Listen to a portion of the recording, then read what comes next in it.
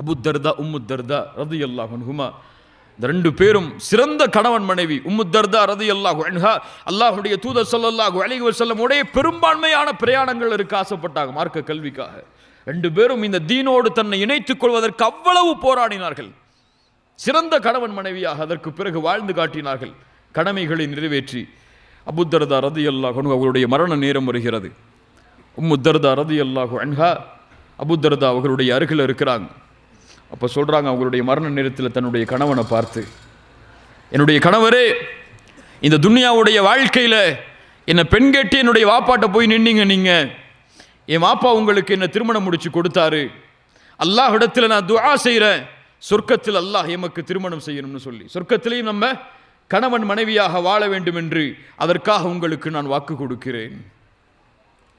சொர்க்கத்தில் நான் உங்களுக்கு மனைவியாக வரணும்னு ஆசைப்படுறேன்.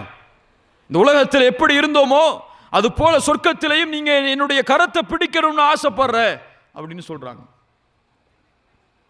ஒரு மனைவி கணவனை புகழ்ச்சிக்காக அந்த நேரத்தில் சொல்லக்கூடிய வார்த்தை நமக்கு தெரியும். அபூ தர்தா ரலியல்லாஹு அன்ஹு அவர்கள் மரணமானதற்கு பிறகு அந்த உம்மு தர்தா ரலியல்லாஹு அன்ஹாவை யார் பெண் கேட்டு வருகிறார்கள் தெரியுமா? ஒரு ஹலீஃபா முஆவியா ரலியல்லாஹு அன்ஹு பெண் கேட்டு வர்றாங்க.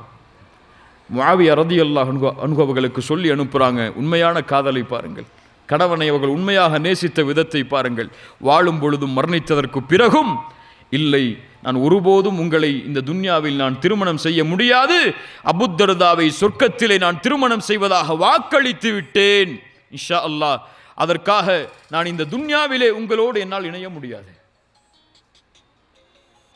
ஒரு ஹலீஃபாக்கு சொல்லி அனுப்புகிறாங்க. சுப்ஹானல்லாஹ், என்ன ஒரு நேசம், என்ன ஒரு பாசம் பாருங்கள், என்ன ஒரு காதல் இது.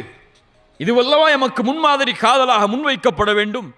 ஆனால் இன்னைக்கு சினிமா நடிகைகளும் நடிகர்களும் ஒரு பணத்திற்காக காசுக்காக நடிக்கக்கூடிய நடிப்பு எமக்கு முன்மாதிரியா தெரியுது காதலுக்கு. இந்த மாதிரி வாழணும்பா அப்படின்னு அவங்கள முன்மாதிரியா காட்டுறோம். அல்லாஹ் ரப்புல் ஆலமீன் நம்மை சீர்படுத்துவானாக.